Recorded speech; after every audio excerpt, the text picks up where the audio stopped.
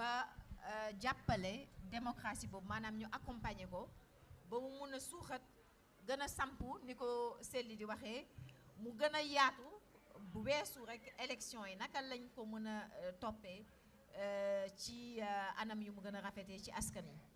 jërëjëf posé nga kii bu am importance xam nga li ñëpp bokk démocratie 19e siècle sax ak li ñuy wax république ñoo ànd lu ñëpp bokk du alal rek bu fekkoon ne li nga wax dafa am solo ci nguur xam nga nguur ak politique mooy ascenseur social ba pare am ni ñuy doxale ba nga xam ne day mel ni politique day akimoo lépp maanaam am lu ñuy wax un état boo xam ne dafay nekk état bu neutre nga xam ne ku war a liggéey ñu ne bon yow man politique la maa gagné élection yi d'accord mais dañuy limiter lan nga war a am ci par exemple ñi ngay jël sa ay cabinet mais leneen li ñu ne comme li ci des sénégalais yëpp ko bokk nan la ñuy def ba nga xam ne dañuy am muy concours pour nga dem muy appel d'offre pour nga dem appel à candidature ci poste yi nga xam ni yëpp dafa am solo waaw man dama ne bon bu ñuy jël defar kii aéroport c'est tellement important bu ñu jël PDG aéroport dañu war a jël les meilleurs duñu jël doo tànn ki ma neex bu ñu ne PDG du port ñu ne dañu war a jël les meilleurs duñu tànn ku ma neex bu ñu ko defee peut-être que li nga xam ne mooy kiiwu nguur bi pouvoir nguur gi day wàññeeku démocratie aussi bu fekkee dañu bëgg mu dëgër mooy bu ñu amee ay institutions yi nekk ay institutions yu dëgër par exemple ñun assisté nañu ci loo xam ne presque mooy émergence su indépendance su justice loolu dafa war a dëgër ñu assisté ci par exemple assemblée nationale boo xam ne loolu tamit problème la li ñuy wax ay majorité mu ne majorité bu mécanique nga xam ne lépp loo xam ne moom la pouvoir bi bëgg rek moom la ñuy def loolu boo ko xoolee démb ak tey day mel ni continuité moo am te lu jafe la loolu tamit bu ñu buggee bañ li ñuy wax la tyrannie de la majorité il faut que ñu am benn mode boo xam ne day fexe ba nga xam ni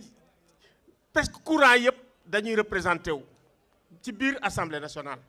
xaw a yem doole. may ñu tuuti ci tyrannie de la majorité parce que da nga wax lu am solo ñu tekki ko ci wolof. voilà tyrannie de la majorité mooy li nga xam ne depuis Senghor ba léegi moom la ñuy dund man maa am suma majorité li ma neex rek lay def te su ma joxoñee rek ñëpp topp ma loolu moo indi sax ay tensions yi nga xam ne moom la ñu am ci biir assemblée nationale ba nga gis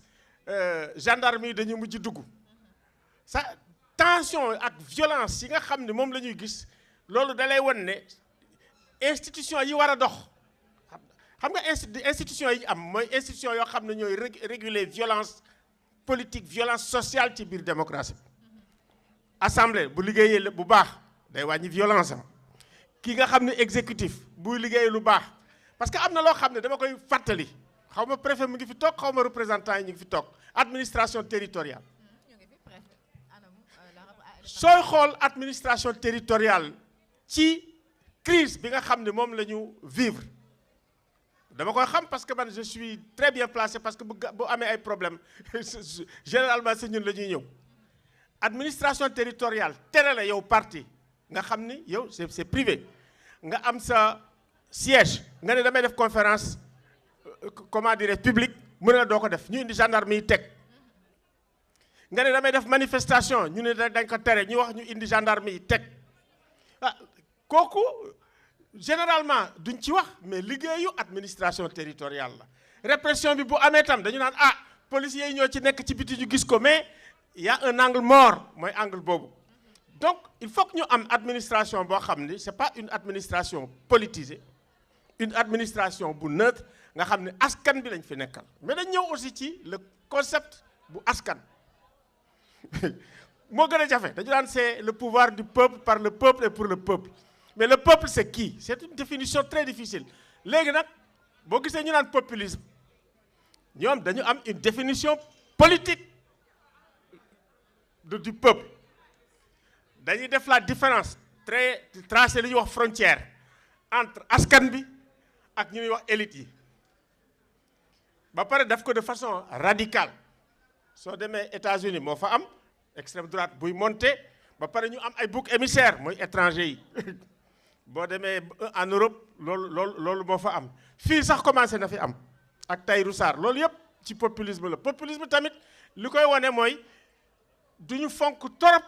lii nga xam ne mooy yeneen institution yi muy institution judiciaire yi duñ leen faale dañ leen di nasaxal muy opinion bi dañuy xuloo toujours ak journalistes yi boo gisee Trump doon lay def fii am na fi opinion bi yooyu dañ koy wax parce que il faut symptômes yi nga xam ne dañ koy wax gis ko ak lu ñu lay wax anti système nga xam ne day indi aussi espèce su mbañeel waaw dañ la naan ñun dañuy kii ak xaw ma naka la l' état profond xam nga the deep state mais fii tamit da ngay dégg ñu naan the deep state yooyu yëpp mooy élément yi nga xam ne booy jël ci méthode parce que populisme du idéologie populisme méthode politique la une méthode pour radicaliser la démocratie te en réalité bu ñuy xool boo xoolee Ibrahima Traoré ni muy doxale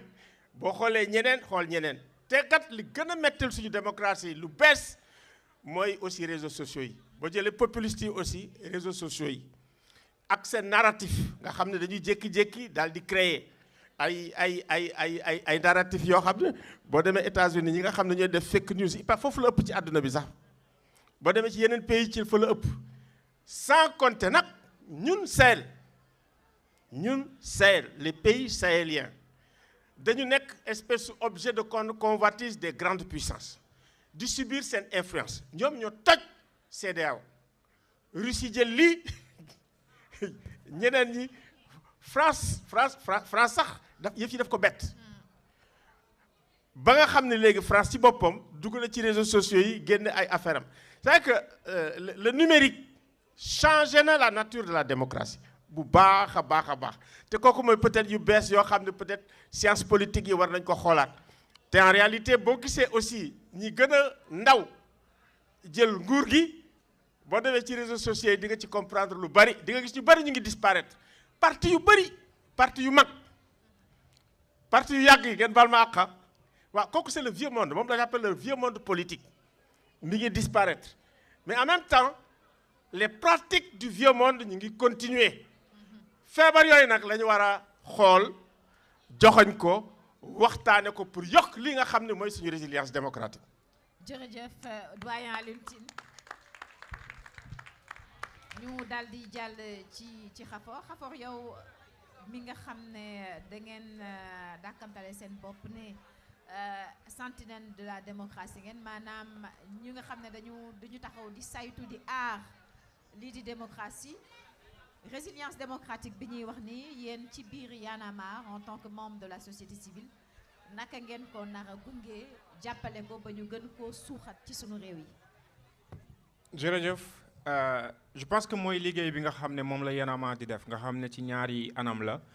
bi ci njëkk mooy nekk cette force de mobilisation quand il y a des périodes yoo xamante ne bi dañu soxla et effectivement Célie a raison la démocratie ne se résume pas en termes d'élection seulement mais am na li nga xam ne pour moi c'est beaucoup plus sociologique notre rapport avec le pouvoir et quand je dis c'est sociologique je ne fais pas allusion à la sociologie africaine parce que quand Donald Trump buy def allusion à un troisième mandat c'est que finalement ce n'est plus de la sociologie africaine mais c'est que notre rapport avec le pouvoir dépasse même le continent et dépasse même la réalité africaine donc c'est l'humain qui est ça comme ça mais bu ñuy xool moment yi ñuy gën a am crise de la démocratie c'est en période électorale la ñuy gën a am sentir cette crise de la démocratie là moo tax souvent quand on parle de démocratie et de résilience automatiquement xel yi